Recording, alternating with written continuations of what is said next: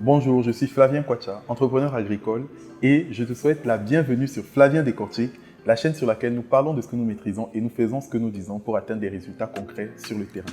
Pour l'épisode d'aujourd'hui, je me trouve au sein de Terrific Coffee qui pour moi est un exemple d'entreprise agroalimentaire dans l'environnement économique camerounais.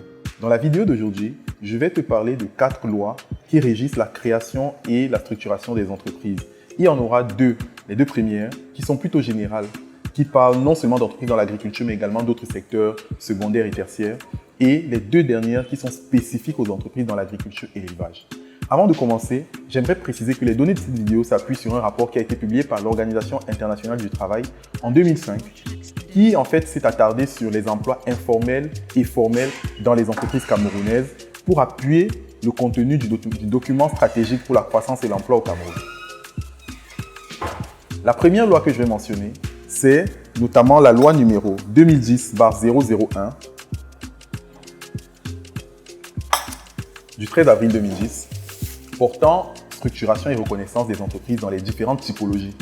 On a l'habitude dans notre environnement économique de parler de PME. Mais ce qu'il faut savoir, c'est que la loi camerounaise distingue les très petites entreprises, les petites entreprises et enfin les moyennes entreprises. Donc il faut pouvoir savoir dans quelle catégorie est-ce que vous vous situez. Et le deuxième élément important, c'est que cette loi vous précise comment est-ce que vous pouvez vous inscrire au fichier des PME qui en fait est détenu par le ministère des PME, de l'économie sociale et de l'artisanat. Et ce ne sont que les entreprises qui sont inscrites dans ce fichier des PME qui peuvent prétendre à certains soutiens, à certains supports, à certaines subventions du gouvernement camerounais.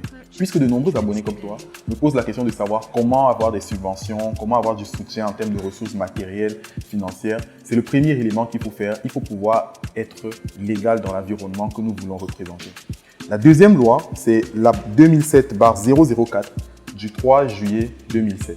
Cette loi, quant à elle, traite notamment de l'artisanat au Cameroun. Tout comme la première, quand on parle d'artisanat, les gens ont tendance à penser que, je vais le dire terre à terre, qu'on parle de personnes qui fabriquent des chaises en rotin. Non, pas seulement. Un artisan, selon la loi camerounaise, est défini comme quelqu'un qui fait un travail manuel sans forcément avoir recours à une structuration industrielle. Donc ça peut être il y a de l'artisanat d'art, de l'artisanat de production, et enfin de l'artisanat de prestation de services. Donc vous pouvez être dans chacun de ces trois domaines-là et vous êtes considéré comme un artisan. Le premier élément à savoir, c'est que vous devez vous faire enregistrer dans votre commune, dans votre mairie, parce qu'au niveau de l'enregistrement des artisans, le processus a été décentralisé. Chacune des mairies que nous avons au Cameroun a un registre des artisans qui en fait intègre justement toutes les personnes qui sont dans ces trois domaines, art, production et enfin prestation de services. Et le dernier élément, c'est une circulaire, la circulaire 001 du 30 mai 2012 qui définit justement les procédures d'enregistrement dans ces différentes communes-là. Maintenant, dans la suite, je vais vous parler des deux lois qui régissent les entreprises spécifiquement agricoles.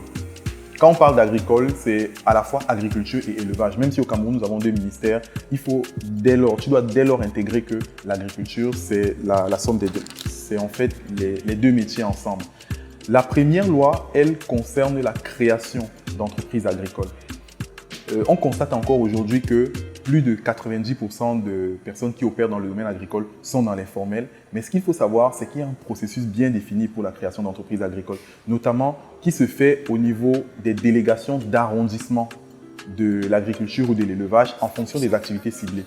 Dans le cas où tu veux faire à la fois de l'agriculture et de l'élevage, c'est ce que je conseille aux gens pour s'intégrer dans un processus en cycle fermé. Il faut suivre les deux processus dans les délégations d'arrondissement du MINADER, ministère de l'Agriculture et du Développement Rural, et MINEPIA, ministère de l'Élevage, des Pêches et des Industries Animales. Ça consiste en fait à déposer un certain nombre de documents. Premièrement, une lettre bien sûr de demande de création d'entreprise agricole ou d'élevage, le plan de trésorerie de votre entreprise, le plan sur les trois prochaines années, la vision de l'entreprise, la liste du personnel qui va travailler dans cette entreprise-là. Et sur la base de ces éléments, le délégué d'arrondissement va te délivrer une autorisation de création après avoir vérifié que tout soit conforme et que tu disposes effectivement des ressources utiles pour pouvoir créer cette entreprise-là. Le deuxième élément maintenant, c'est la descente sur le terrain. Le délégué d'arrondissement en question va devoir faire une descente sur le terrain pour vérifier que les normes environnementales soient respectées et que même sur le plan technique, tous les éléments soient en place. Une fois que cette descente sur le terrain est faite et validée, tu vas avoir droit à un certificat de conformité. C'est ce certificat de conformité-là qui te permet de dire aux gens, j'ai créé une ferme et j'ai une ferme qui respecte les normes relatives à la loi camerounaise. La dernière loi, quant à elle, ou le dernier arrêté, c'est un arrêté ministériel, notamment du ministère de l'Environnement, de la Protection et du Développement durable. J'ai voulu mentionner cet arrêté-là parce qu'il y a énormément d'entreprises dans notre environnement qui tombent ou qui frôlent la faillite à cause de cet arrêté. En fait, il te donne les différentes étapes et les éléments à prendre en compte quand tu atteins une certaine taille en tant qu'entreprise, quand ton entreprise atteint une certaine taille.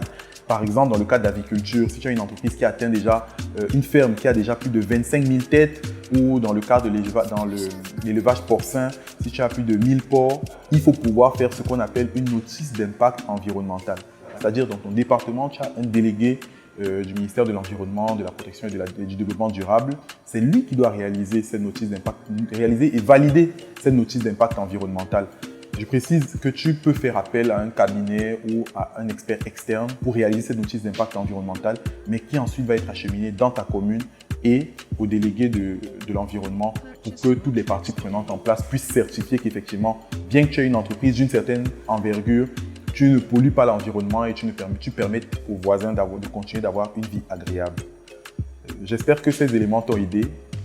Ce que je précise toujours et que j'aimerais encore rappeler, c'est qu'il faut commencer petit, mais en pensant à faire très grand. Donc, ce n'est pas évident pour quelqu'un qui démarre de respecter toutes ces lois, mais il faut savoir où on va parce que définitivement, c'est important de les prévoir dans le plan de croissance.